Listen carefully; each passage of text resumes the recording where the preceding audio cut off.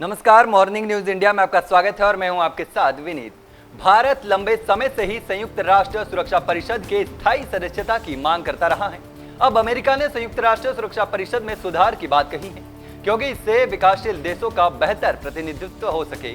अमेरिकी विदेश मंत्री एंटनी ब्लिंकन ने कहा है कि अमेरिका ने लंबे समय से भारत, जापान और जर्मनी के लिए परिषद में स्थायी सीटों का सपोर्ट किया है, लेकिन वहीं हर बार की तरह चीन भारत के लिए रोड़ा बन रहा है।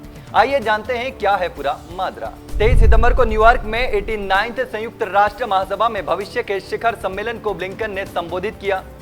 अफ्रीका के लिए 2 स्थायी सीटों, छोटे द्वीपीय विकासशील देशों के लिए एक रोटेशन सीट, लैटिन अमेरिका और कैरेबियन के लिए स्थायी प्रतिनिधित्व पर अमेरिका का विचार रखा।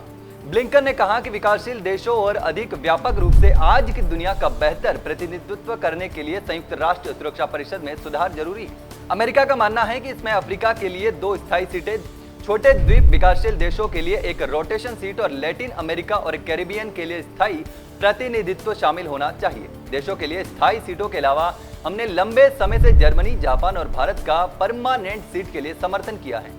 उन्होंने आगे कहा कि अमेरिका परिषद सुधारों पर तुरंत बातचीत का समर्थन करता है। ब्लिंकन ने दुनिया को प्रभावित करने वाली जियोपॉलिटिकल स्थायी को सुधारने के लिए यूएन के सिस्टम पर विश्वास जताया। हालांकि उन्होंने ऐसे किसी भी सुधार का दृढ़ता से विरोध किया है जो संयुक्त राष्ट्र चार्टर से मूल सिद्धांतों को बदलने का प्रयास करे। उन्होंने कहा, यूएस आज और भविष्य की दुनिया के हिसाब से संयुक्त राष्ट्र प्रणाली को ढालने के लिए प्रतिबद्ध हैं, लेकिन हम किसी भी बदलाव के खिलाफ दृढ़ता से खड़े रहेंगे। हम यूएन चार्टर के मूल सिद्धांतों को तोड़ने, कमजोर करने या मौलिक रूप से बदलने के प्रयासों को नहीं मानेंगे। बता दें कि भारत ने विकासशील दुनिया के हितों का बेहतर तरीके से प्रतिनिधित्व करने के लिए लंबे समय से सुरक्षा परिषद में स्थायी सीट की मांग की है। दुनिया के कई देशों ने इसका सपोर्ट किया है।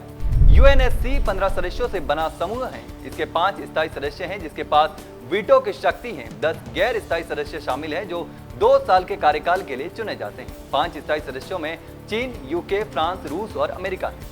सोमवार को पीएम मोदी ने भविष्य के शिखर सम्मेलन में बोलते हुए वैश्विक संस्थानों में सुधार का आह्वान किया और सुधारों को प्रासंगिक की कुंजी करार दिया। लेकिन पाकिस्तान और चीन की मुश्किलें बढ़ गई हैं।